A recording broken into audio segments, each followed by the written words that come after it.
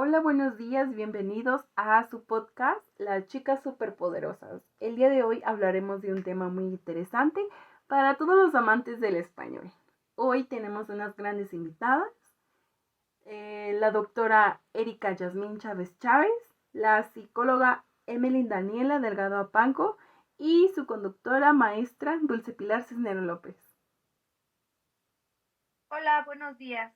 Un gusto estar con ustedes el día de hoy. Me presento, soy la doctora Erika Yasmín Chávez Chávez. Hoy les hablaré de un tema muy interesante, de acuerdo al autor Daniel Cassani. El modelo o enfoque de Daniel Cassani comienza otorgando gran importancia a la lectura, debido a la relevancia que tiene esta en la vida de las personas, más concretamente en los niños, tanto a nivel académico, en su aprendizaje escolar, como en su vida cotidiana.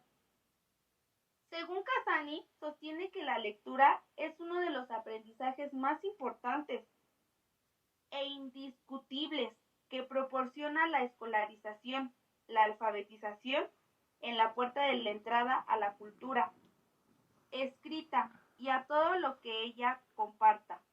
Una cierta e importante socialización, conocimientos e información de todo tipo. Además, implica en el sujeto capacidades cognitivas superiores.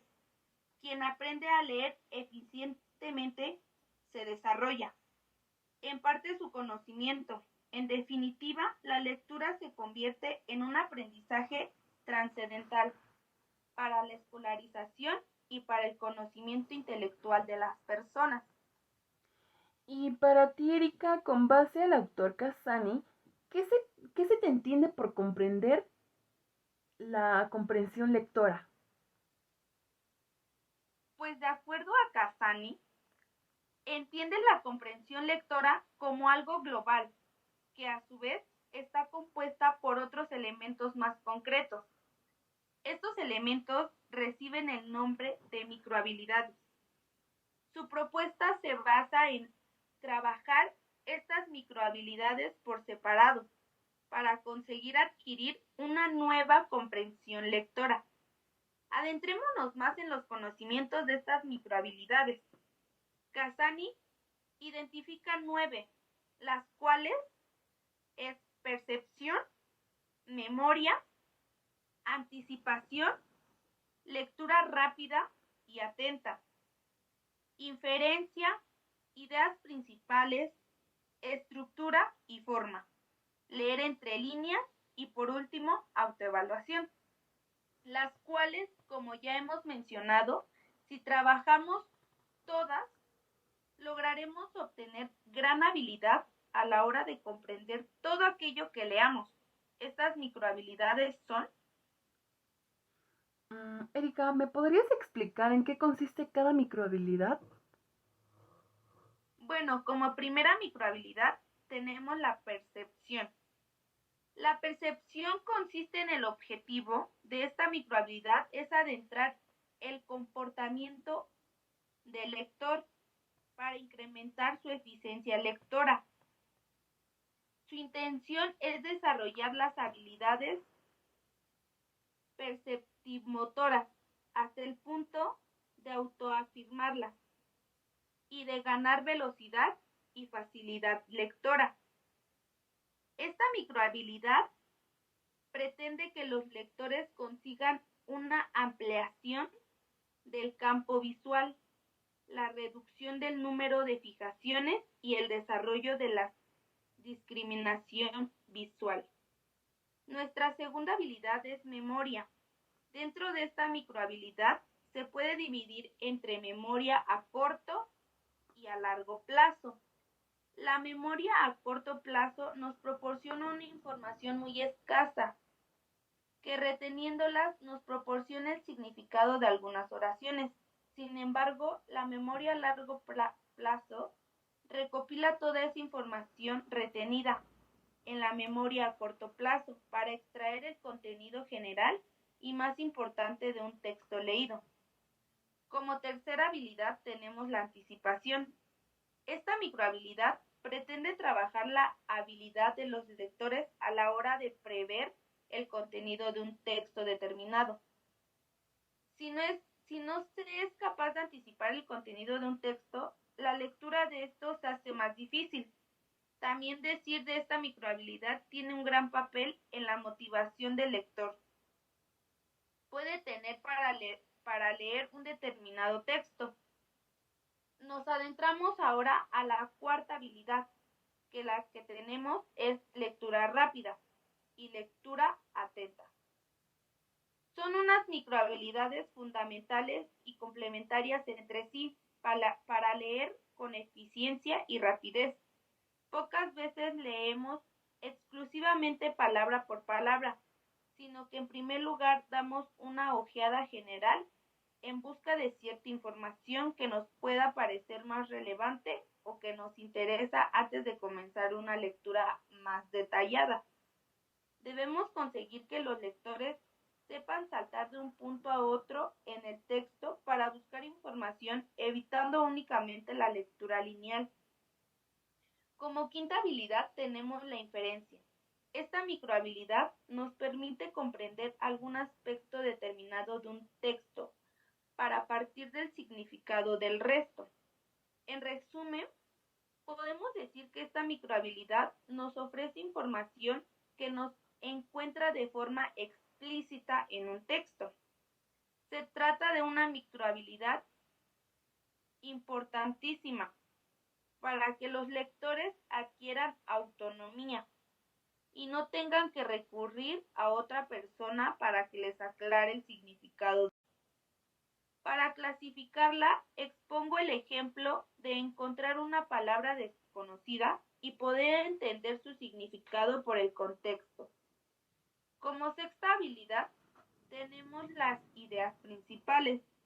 Esta microhabilidad permite al lector extraer determinada información de un texto concreto, ideas más importantes, ordenación de estas ideas, extracción de ejemplos, puntos de vista del autor del texto, entre otras.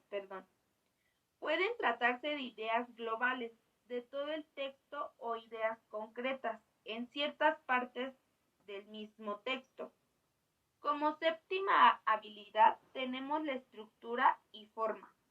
Esta microhabilidad pretende trabajar los aspectos más formales de un texto, las cuales son estructura, presentación, estilo, formas lingüísticas, recursos teóricos, entre otros. Es importante trabajar esta microhabilidad, puesto que la estructura y la forma de un texto nos va a ofrecer un segundo nivel de información que afecta al contenido. Esta microhabilidad puede trabajar desde los aspectos más globales como la coherencia, la cohesión y la adecuación, y hasta aspectos más específicos como la sintaxis y el léxico. Como octavo, tenemos la de leer entre líneas.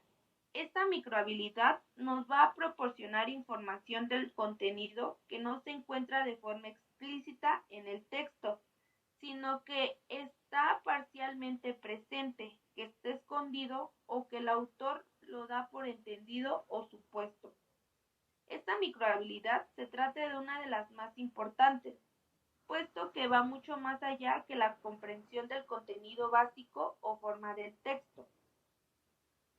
La novena habilidad es la autoevaluación, la cual ya es la última, que es la microhabilidad ofrece al lector la capacidad consciente o no de controlar su propio proceso de comprensión, desde incluso antes de empezar la lectura hasta acabarla. Es decir, desde que comenzamos a trabajar la microhabilidad de anticipación, ya mencionada anteriormente, podemos comprobar si nuestra hipótesis sobre el contenido del texto eran correctas y comprobar si realmente hemos comprendido el contenido del propio texto. Desde mi punto de vista, estas microhabilidades nos ayudan a desempeñarnos mejor, pero hay que saber desarrollarlas de forma correcta. Muchas gracias. Ahora le cedemos la palabra a la doctora Emily. ¿Usted qué opina de las microhabilidades? Bueno, desde mi punto de vista, las microhabilidades son estrategias metodológicas aplicadas por los aprendices o incluso por los expertos para una buena producción del discurso oral, considerando las condiciones y las características del contexto. Estos enfoques se basan en el aprendizaje de la escritura, en el cómo se desarrollaría este proceso de escritura en el niño, estos basados en diferentes miradas o enfoques. De acuerdo a Casani, se plantean estos enfoques didácticos son poco conocidos para la adquisición de microhabilidades superiores o cognitivas y las propiedades del texto aplicadas a la escritura de los enfoques. Sin embargo, Daniel distingue 4 habilidades. Enfoques de la didáctica de la expresión escrita. Estos se basan en objetivos de aprendizaje. El primero es el enfoque gramatical, el cual se basa en el aprender a escribir con el conocimiento y dominio de la gramática del sistema, de la lengua. Por lo tanto, este enfoque le da énfasis a las reglas gramaticales y a la normativa. Como ejemplo de este enfoque se encuentran los dictados. Por otro lado, también tenemos el enfoque funcional. Este consiste en aprender a escribir a través de la comprensión y a la producción de distintos tipos de texto escritos.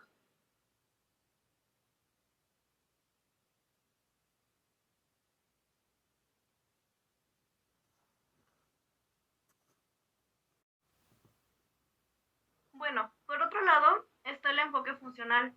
Este consiste en aprender a escribir a través de la comprensión y la producción de distintos tipos de textos escritos. En este caso, el énfasis de este enfoque es la comunicación y el uso de la lengua. Los tipos de texto que puede realizar el alumno son descriptivo, expositivo, narrativo, entre otros. ¿Para esto debe desarrollar una habilidad en específico?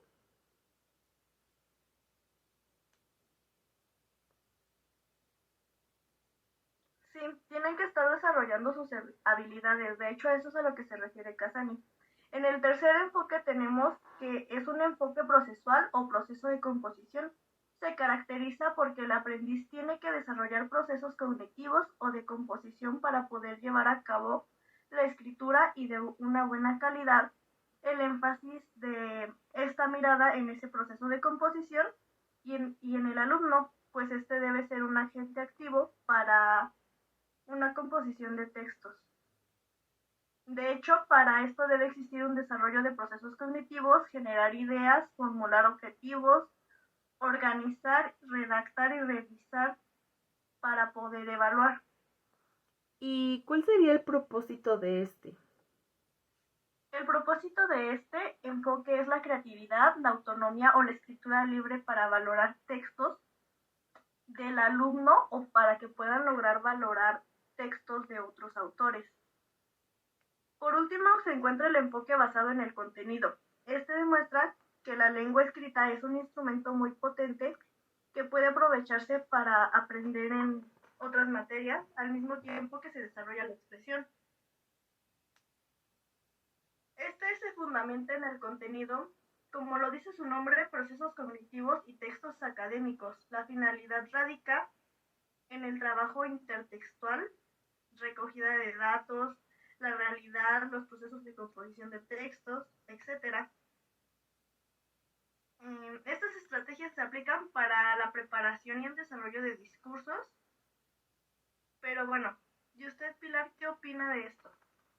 Bueno, yo a mi punto de vista opino que las microhabilidades son unas pequeñas habilidades que permiten que el estudiante pueda convertirse en un mejor lector y escritor. Al respecto, cabe mencionar que Casani es uno de los autores que ha estudiado en proceso de lectura y enseñanza.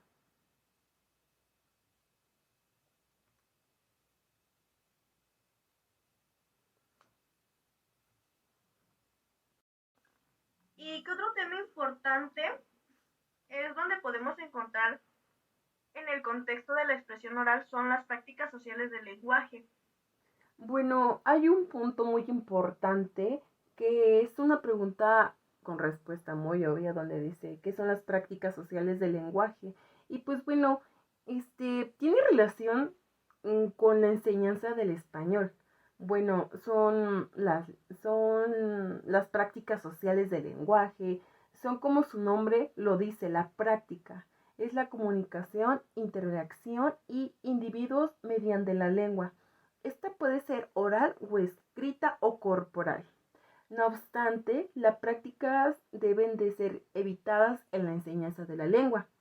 Las principales prácticas que pueden ser evitadas por la enseñanza de todas las prácticas sociales del lenguaje pueden ser el no fomentar la diversidad lingüística, el enfocar el lenguaje social o un lenguaje forma único, el no motivar la diversidad de la lengua. De la siguiente manera, la importancia de las prácticas sociales del lenguaje es el vínculo del aprendizaje de la lengua, incrementar el conocimiento del uso del lenguaje para medir las relaciones sociales, que esto permite descubrir las convenciones propias de la lengua escrita a partir de las situaciones comunicativas, a lo que hace preguntas. ¿Cuáles son las prácticas sociales del lenguaje? Pues mira, son pautas a modos de interacción que enmarca la producción e interpretación de los textos orales y escritos. Incluyen los diferentes modos de participación de los intercambios orales y analizarlos, de leer, de interrumpir, estudiar y compartir los textos, de aproximarse. Las prácticas sociales del lenguaje son pautas o modos de interacción que enmarcan la producción e interpretación de textos orales y escritos. Incluyen diferentes modelos de participación en los intercambios orales y analizarlos, de leer, interpretar, estudiar y compartir los textos, de aproximarse de la escritura.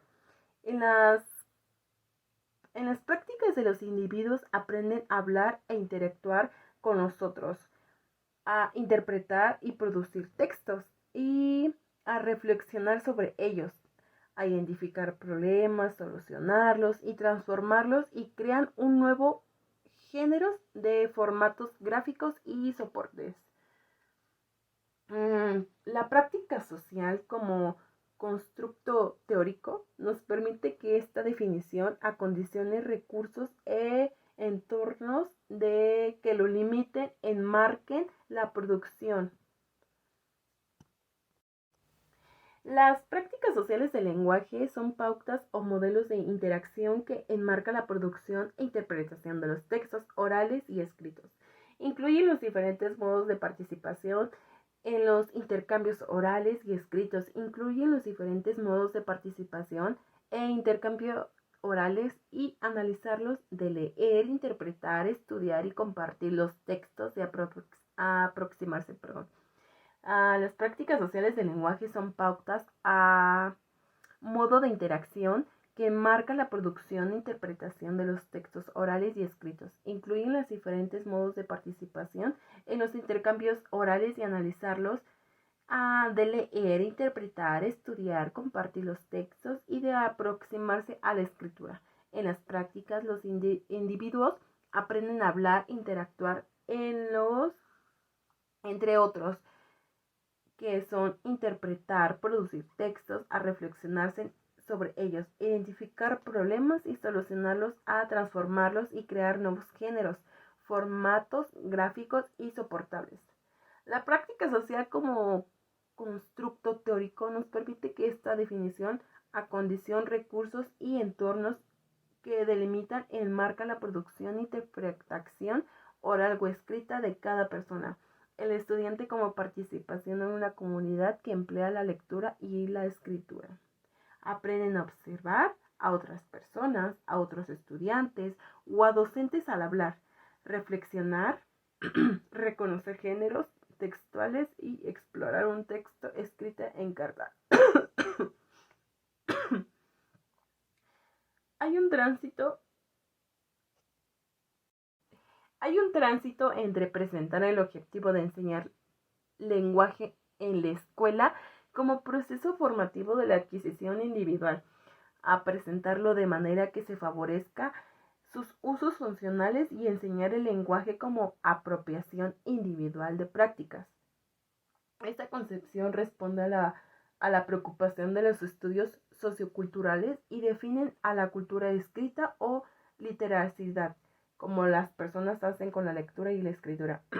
Sin embargo, un reto de la construcción curricular en el diseño de propuestas y secuencias de enseñanza que recuerdan la práctica y las hacen artificiales, introduciendo didácticamente un acercamiento de la interpretación de los usos del lenguaje, la escuela.